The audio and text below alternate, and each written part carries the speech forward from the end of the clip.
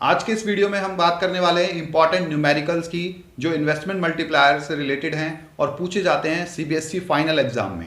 अगर ये वीडियो आप लास्ट तक पूरा देखते हैं तो आपको इन्वेस्टमेंट मल्टीप्लायर से रिलेटेड किसी भी न्यूमेरिकल में डाउट नहीं रहेगा और आप क्वेश्चन ठीक अटेम्प्ट करके आएंगे फाइनल एग्जाम में। मेरा नाम है तरुण और आप हैं मेरे चैनल क्रिएटिव इकोनॉमिक्स पर। आइए शुरू करते हैं आज का ये वीडियो।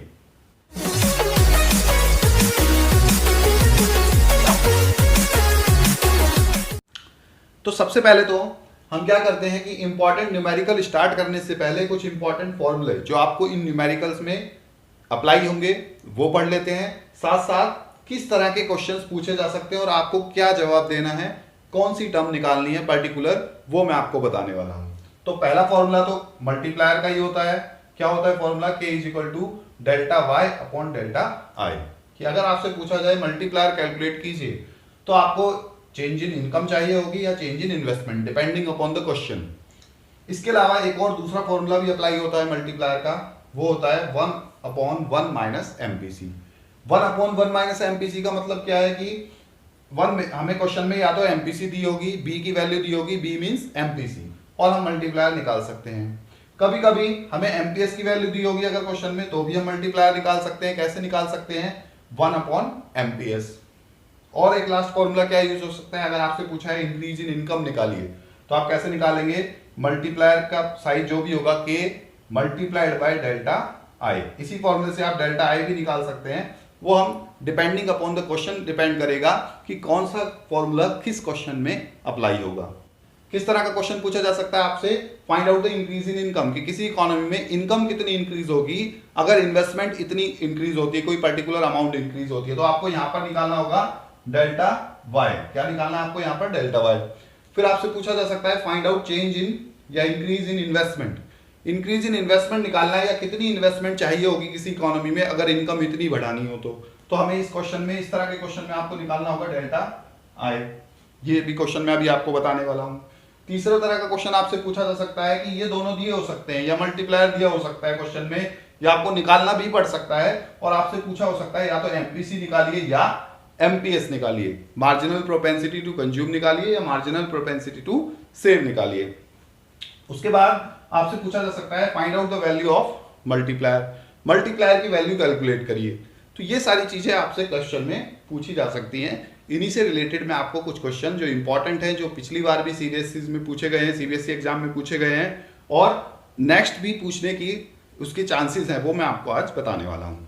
तो फर्स्ट क्वेश्चन है, in an economy income increases by rupees 10,000 crore. किसी इकोनॉमी में इनकम बढ़ रही है 10,000 करोड़ रुपीज, जबकि इन्वेस्टमेंट वहां पर इंक्रीज हुई है due to rise in investment of 1,000 crore. किसी इकोनॉमी में इन्वेस्टमेंट बढ़ी है 1,000 करोड़ और इनकम बढ़ी है 10,000 करोड़। अब आपको निकालना क्या है? एक तो मल्टीप्लायर, ये तो बहुत सिंपल है, हम निकाल लेंगे, और दूसरा निकालना है एमपीसी। तो इसके लिए सबसे पहले तो आप क्या करेंगे? मल्टीप्लायर निकालने के लिए ये मैं सॉल्यूशन करा रहा हूं इसका आपको। सबसे पहले K निकालने के लिए क्या फॉर्मूला लगाएंगे आप? Delta Y upon delta I. अब क्वेश्चन में डेल्टा वाई कितना दिया हुआ है आपको? 10,000 रुपीज, 10,000 करोड़। और डेल्टा आई कितना दिया हुआ है आपको? डेल्टा आई क्वेश्चन में आपको दिया हुआ है 1,000। ठीक है, ये है डेल्टा आई। अब इस फॉर्मूले में पुट करेंगे तो आपके पास आ जाएगा 10,000 upon 1,000 it is equal to 10 times. Multiplier कितना आ रहा है आपका? 10 टाइम्स। अब हम निकालेंगे एमपीसी। एमपीसी निकालने के लिए हमें मल्टीप्लायर का ही दूसरा फॉर्मूला लगाना पड़ेगा। एमपीसी के लिए हमें क्या करना पड़ेगा? मल्टीप्लायर का दूसरा फॉर्मूला लगाएंगे, K is equal to 1 upon MPS लगा देंगे हम। एमपीएस आ जाएगा तो एमपीसी भी आ जाएगी इजीली हमारे पास।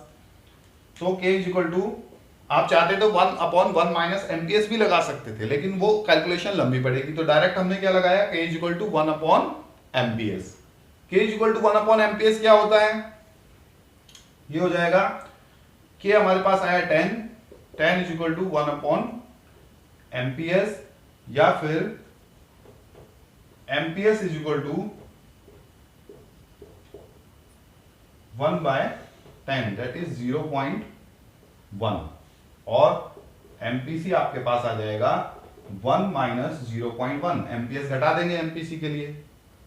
एमपीसी के लिए क्या करेंगे? 1 माइनस एमपीएस, तो एमपीसी आपके पास आएगा 0.9। एमपीसी कितना आएगा 0.9। ये सिंपली हमने पहले तो क्या किया, के निकाला, उसके बाद के का ही दूसरा फॉर्मूला लगाया 1/एमपीएस, एमपीएस की वैल्यू आ गई 0.1, उसको 1 में से घटा दिया तो हमारे पास आ गया एमपीसी। ठीक है। नेक्स्ट क्वेश्चन है कि किसी इकोनॉमी में 75% of increased income is spent on consumption, कि जितनी इनकम बढ़ती है उसमें से 75% कंजम्पशन पे खर्च कर दिया जाता है। इसका मतलब ये कह रहा है कि एमपीसी 0.75 है, 1 रुपए में से 75 पैसा लोग कंजम्पशन पे खर्च कर देते हैं। जब 1 रुपया इनकम बढ़ती है, 100 रुपए बढ़ती है तो 75 रुपए खर्च कर देते हैं। Investment is increase bye ₹100 crore और डेल्टा आई आपको दे रखा है 100। निकालना क्या है आपको, total increase in income, delta Y निकालना है। अब डायरेक्ट डेल्टा वाई नहीं निकाल सकते, पहले आप क्या निकालेंगे, इस एमपीसी से निकालेंगे के। ये दोनों चीजें आपको गिवन है क्वेश्चन में। ठीक है। सॉल्यूशन में आपको बता रहा हूं क्या सॉल्यूशन है। सबसे पहले आप निकालेंगे के का size, K is equal to 1/1 minus MPC, K is equal to 1/1 minus MPC, ये हो जाएगा 1/1 माइनस 0.75, 1/0.25 इज इक्वल टू 4। के का साइज कितना आ गया 4। अब के का ही दूसरा फॉर्मूला क्या लगाएंगे आप, K is equal to delta Y upon delta I. 4 is equal to, question में आपको दिया हुआ है investment is increase by 1000 crore. Investment कितनी बढ़ रही है, 1000 करोड़ बढ़ रही है। मैंने गलती से यहां 100 लिख दिया था, 1000 बढ़ रही है। ठीक है। तो ये आ जाएगा 4 हमने लिया है के, 4 इज इक्वल टू, ये 4 यहां आया K, 4 is equal to delta Y, और इन्वेस्टमेंट कितनी इंक्रीज हुई है 1000, तो डेल्टा वाई आपका आ जाएगा ₹4000। ठीक है। क्योंकि के 4 है तो इनकम कितनी बढ़ेगी 4 गुना, इन्वेस्टमेंट कितनी बढ़ी है 1000, तो इनकम इसका 4 गुना बढ़ेगी तो 4000 करोड़ आएगा आंसर। उसके बाद नेक्स्ट क्वेश्चन है find incremental investment. Incremental investment निकालनी है आपने, डेल्टा आई आपको निकालना है। ठीक है। इंक्रीमेंटल इन्वेस्टमेंट का मतलब है चेंज इन आई निकालना आपने। When GDP increases by ₹50,000 crore. ठीक है। जीडीपी कितना बढ़ती है ₹50,000 crore and half of the additional income is saved.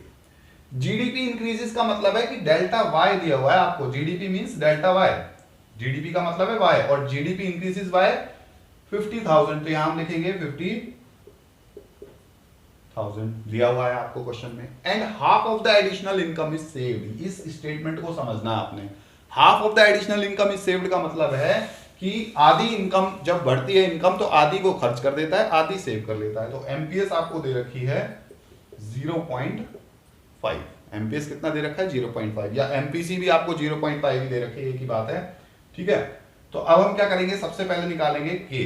क्या निकालेंगे, सबसे पहले के निकालेंगे। सॉल्यूशन में आपको बता रहा हूं, के निकालने के लिए हम क्या फॉर्मूला लगाएंगे 1/एमपीएस, 1/एमपीएस 1/0.5, ये आ जाएगा 2।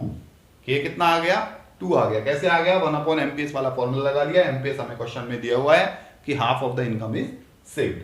अब हम क्या करेंगे, अब हमसे पूछा है find incremental investment. Incremental investment change in I निकालना है। अब दोबारा से के का फॉर्मूला लगाएंगे delta Y upon delta I. ठीक है। और ये क्या हो जाएगा, के की वैल्यू है आपके पास 2, डेल्टा वाई आपको दिया हुआ है 50,000 50,000, और डेल्टा आई आपने निकालना है। ठीक है। इसको आगे करूंगा मैं तो ये हो जाएगा delta I is equal to 50,000 upon 2, ये आ जाएगा 25,000। ये क्या आ गया delta I. So incremental investment is ₹25,000 crore. ₹25,000 crore लिखना है आपको। Incremental investment is ₹25,000 crore. Last question हम और डिस्कस कर लेते हैं इसका कि as a result of increase in investment by ₹125 crore, कि जब किसी इकोनॉमी में इनकम जो है इन्वेस्टमेंट इंक्रीज हो रही है 125 करोड़ रुपीस, उसकी वजह से नेशनल इनकम बढ़ रही है ₹500 करोड़। आपको दे रखा है डेल्टा आई दिया हुआ है 125 करोड़। डेल्टा आई कितना दिया है ₹125 करोड़, और नेशनल इनकम कितनी बढ़ रही है डेल्टा वाई, इसकी वजह से 500 करोड़। आपने निकालना क्या है, एमपीसी निकालना है आपने, ठीक है। तो सॉल्यूशन क्या होगा इसका, सबसे पहले तो हम निकालेंगे के, क्या निकालेंगे, के क्यों निकालेंगे, क्योंकि एमपीसी चाहिए हमें, और के निकालने के लिए हमें चाहिए होगा यहाँ पर delta Y upon delta I. K आ जाएगा 500 अपॉन 125, 4 टाइम्स आ गया के। अब के का ही दूसरा फॉर्मूला लगाएंगे, K is equal to 1 upon MPS. 1 upon MPS क्यों लगाया, 1 अपॉन 1 माइनस एमपीसी क्यों नहीं लगाया, क्योंकि यहां से निकालना इजी होगा हमारे लिए, ठीक है। तो ये हो जाएगा 4 is equal to 1 upon MPS, या फिर MPS is equal to 1 upon 4, और ये हो जाएगा 0.25 तो आ गया एमपीएस। तो एमपीसी कितना आएगा, एमपीसी आएगा, MPC is equal to 1 minus 0.25, ये आ जाएगा 0.75, एमपीसी आएगा 0.75, ठीक है। तो ये बात आपको समझ आ गई होगी। इस तरह के क्वेश्चन आपसे पूछे जाएंगे फाइनल एग्जाम में। अब एक चीज आपको याद रखनी है कि मैंने 2-3 तरह के क्वेश्चन आपको बताए हैं।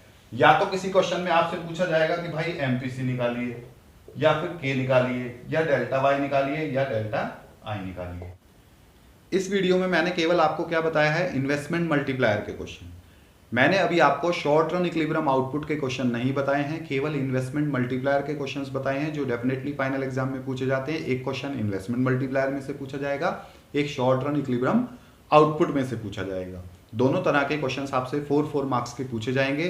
तो ये क्वेश्चंस आपको बहुत ध्यान से करने हैं। प्रैक्टिस क्वेश्चंस भी दूंगा मैं आपको, वो भी करने हैं, ठीक है। और एक चीज़ याद रखनी है, अगर चैनल को अभी तक सब्सक्राइब नहीं किया है तो जल्दी से जल्दी सब्सक्राइब कीजिए। वीडियो अच्छा लगा है तो लाइक का बटन प्रेस करें।